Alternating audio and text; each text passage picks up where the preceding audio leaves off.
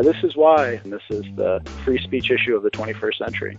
Hi, and welcome again to the Community Broadband Bits podcast from the Institute for Local Self-Reliance. This is Lisa Gonzalez. This week, Chris checks in with Todd O'Boyle, Program Director for the Media and Democracy Reform Initiative at Common Cause. The group began in the 1970s as an organized movement of citizens concerned about the U.S. democratic process. Fortunately, it continues today, working to educate citizens on a variety of issues like media and democracy, money and politics, and ethics in government. At ILSR, we find our work often in sync with Common Cause, and we have collaborated on a few projects.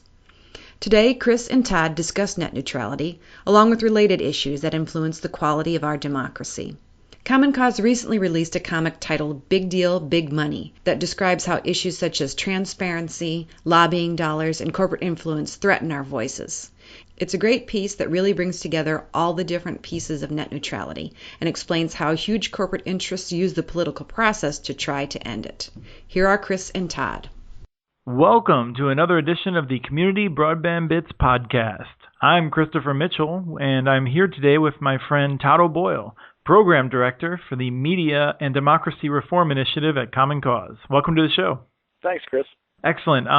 You and I have known each other for quite some time. We met face-to-face for the first time at the National Conference for Media Reform out in Boston, I think. Yeah, in 2011. Seems like we've done a lot since then. Why don't you tell us a little bit about Common Cause? Sure. Common Cause is a national, nonpartisan nonprofit that was formed 40-some-odd years ago to promote good governance and transparency, get the money out of politics, and basically make American democracy function better.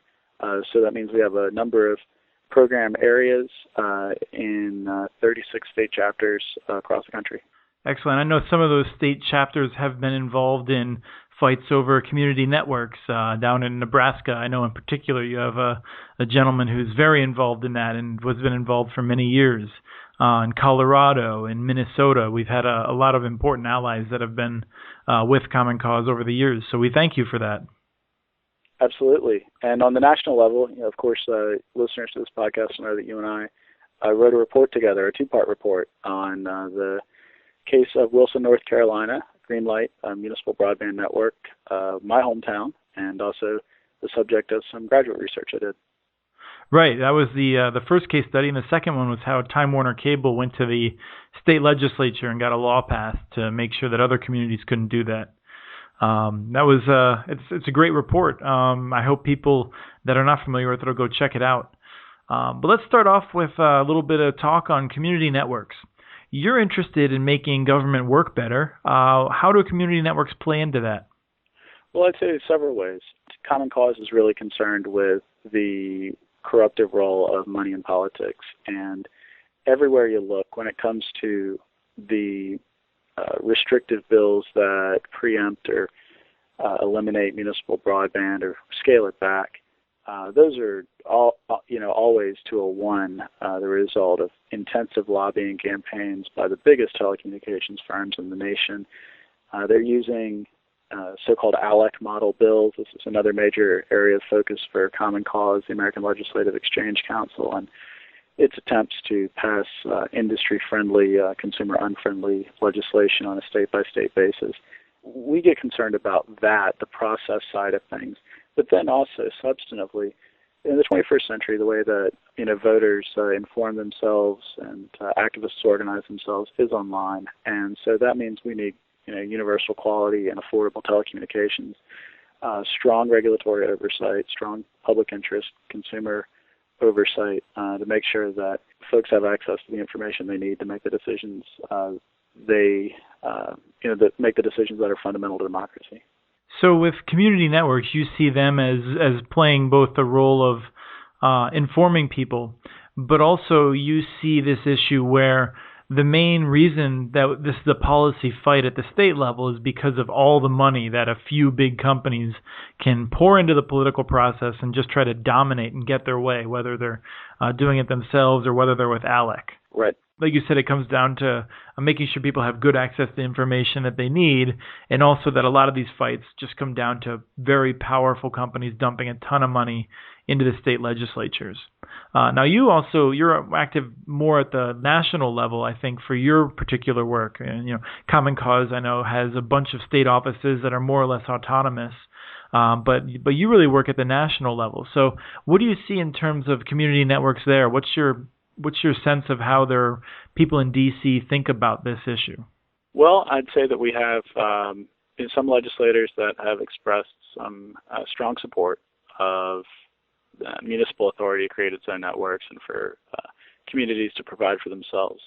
And we've also got some that are fairly opposed to others that maybe it's just not on their radar. So that's really the task of folks like yourself, myself, and the listeners to really raise awareness and say that this is an issue that matters.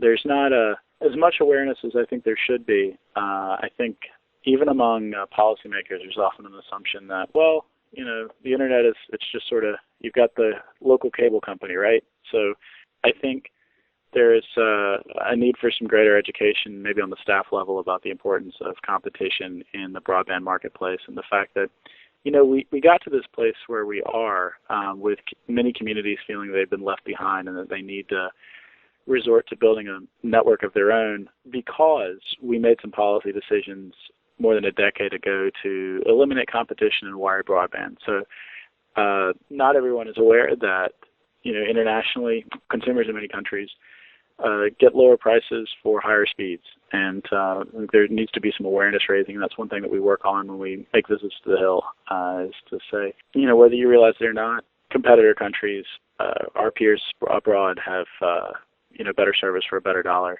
So one of the issues that is always in a national focus, because it's just never really been a state issue, states don't have power over it, is network neutrality.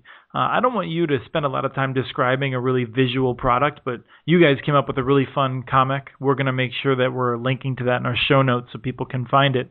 But why don't you tell us a little bit about your work on network neutrality and what it is? Well, we worked with the artists at Symbalia magazine, and I'll plug them because they do a great job of illustrating journalism. They tell the news of the day in an illustrated fashion, and it's really persuasive, very engaging, and it's interactive. We worked with them to tell the story of Verizon's multi-million-dollar, I think it was a $53 million was the final tally we came up with, for the amount of money they had spent lobbying, campaign contributions over the last several years. There's probably other ways that they've snuck in some lobbying that wasn't included in that. Or there's dark money they spent through anonymous, unaccountable ads. We may not be able to know that in the post-Citizens United world, just how much money they're putting in and by what means. But yeah, I would say that is a floor. And so we set about telling the story of how we got to the place where we are right now. First, the Comcast case earlier, a few years back, and then the FCC rules that we have on the books that are supposed to protect consumers and offer some network neutrality protections, but don't go nearly far enough, in our opinion. And even these weak rules are target of a Verizon lawsuit. The point is Verizon has shown that they will spend whatever it takes all over Washington and up and down the levels of government, state, local level as well, to push their anti-consumer agenda. And we put together some artwork that tells a story and gets away from some of the really complex technical points about Title I versus Title II, and simply says this is what's at stake: your ability to inform yourself as a voter, your ability to communicate with people around you, your ability to access the sites that are most important to you, that you depend on, your ability to use the apps that you want on the cell phone or tablet that you've already paid for. So, we tried to convey that message in an artistic and engaging way. We had a lot of success with it. It really blew us away in terms of our web traffic. We were on the front page of Reddit for about 24 hours, which I don't think anyone was expecting, but that happened. And we were really excited to see that a whole raft of people that had maybe never heard of Common Cause were able to come check out what we had going on and learn a little bit about Verizon's money in influence peddling.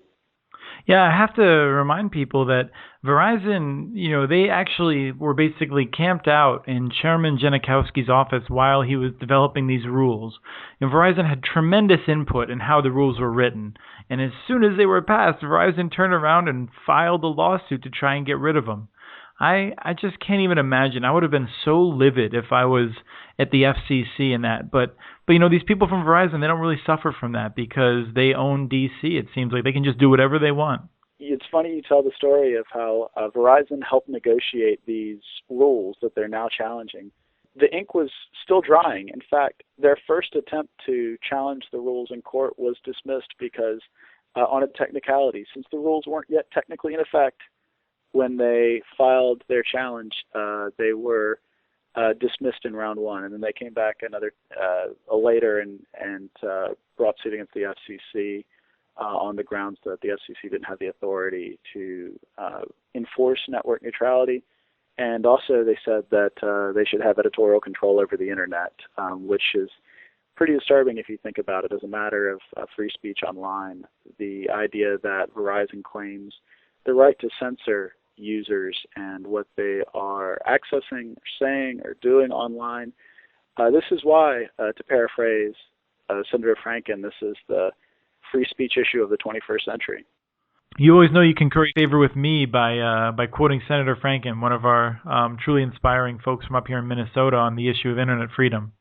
Yeah, and you're also well served by Senator Klobuchar, who's done a great job of standing up for consumers, particularly in the wireless space.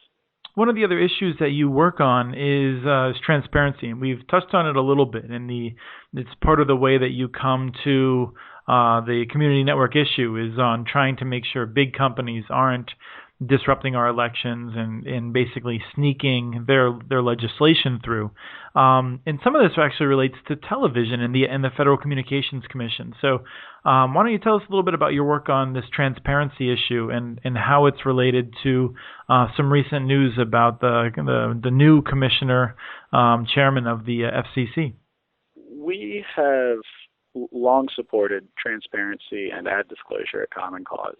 We really feel that it's just a fundamental part of functioning democracy, that if we're going to have unlimited political spending, which is itself a problem, but if we're going to have unlimited political campaign expenditures, then voters have a right to know who is behind these ads. And it turns out that the FCC has had for decades the authority to require what's called sponsorship identification. So the FCC regulates the airwaves and also cablecasters. And so if you're running something on the airwaves, the FCC does have jurisdiction over it, has jurisdiction over broadcast licensees, to be more precise. And the FCC could, with a simple vote at the commission, compel broadcasters to require disclosure, donor disclosure of who's funding these anonymous, shadowy, so-called dark money ads, that if someone says, this ad brought to you by Citizens for Motherhood and Apple Pie, you really ought to have a chance to know who's behind that, and is that really about motherhood and apple pie, or is it about pushing an anti-consumer, anti-environment, anti-voter, you name it, agenda? Even the Citizens United decision, odious as it was, 8 of the 9 justices agreed that disclosure of political funding is entirely consistent with the First Amendment. So we're calling on the FCC to enforce the authority it has on the books. Again, to repeat, Congress gave the FCC the authority to compel ad disclosure, sponsorship identification, in the 30s. They have had this power for decades. Congress has rewritten and amended the Communications Act several times since then, and they've left this in every time. I think that's all the congressional authority you need for the FCC to say it's high time that voters get the transparency they deserve. We can make political ad disclosure a reality, and it would take a simple vote. We'd have it in time for the 2014 off-year elections. We are pushing the commission. We're asking Chairman Wheeler to take this issue on and make the transparency a reality. And I think we should note that there's 2 angles for getting at this. One is certainly the Federal Communications Commission should just be able to take action with the authority it has. And then there's a different approach, which is the Disclose Act, which has actually legislation in Congress.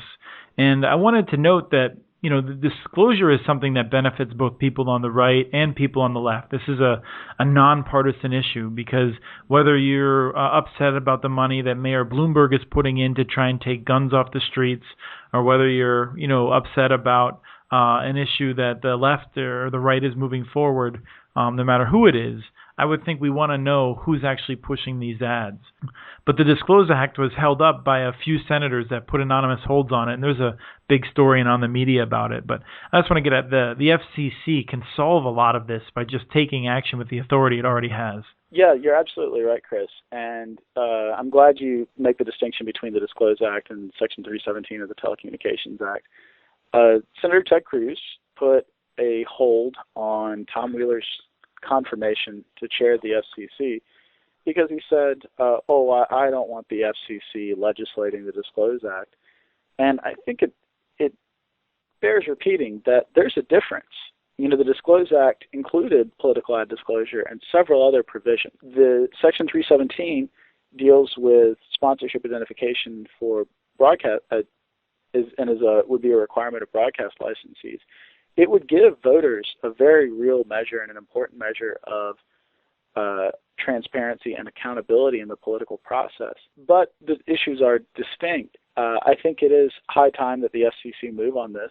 The GAO, the Government Accountability Office, released a report earlier this year saying, yes, indeed, the FCC has the authority to do this. And so I think that's all we really need to know. It's time for the FCC to do something about this. What else should the FCC be doing? We, as you and I are speaking, we have the new FCC finally coming in. They've been confirmed. They're going to be taking the oath shortly. What do you think they should be doing? Well, I think it is time that we get back to a world of media diversity. We've seen what happens when you allow corporate media titans to monopolize the media. We end up with less localism, less diversity. The media no longer is able to serve its function of holding the power accountable and informing democracy. And so let's put the brakes on media consolidation, one, and then two, let's roll it back. So we're encouraged to see that the FCC is moving forward with low-power FM licensing, and that's a good start. But let's make sure that we take further consolidation off the table and look for ways that we can roll it back. I'd say another good place for the FCC to continue its work is on public interest telecommunications. Let's make sure that we have strong net neutrality protections for consumers. Let's preserve the open and uncensored internet. There's just too much at stake otherwise. And thirdly, I'd say let's make disclosure a reality. Let's give voters what they deserve, and let's make that a priority. We can get there in time for the 2014 elections. Great. Well, thank you for coming on. Thanks, Chris. It's a pleasure anytime. Thank you, Todd O'Boyle, for visiting with us today. You can access Big Deal, Big Money at the commoncause.org website. We also provide a link on the muninetworks.org blog at the Common Cause tag. For 2 case studies that Chris and Todd co-authored, go to muninetworks.org and click on Reports from the Resources drop-down menu. We want to encourage you to contact us if you have ideas for the show. Email us at podcast@muninetworks.org. You can follow us on Twitter, where our handle is @CommunityNets. The show was released on November 19th, 2013. Thank you to the group Mudhoney for their song, The Neutral, licensed using Creative Commons. Have a great day.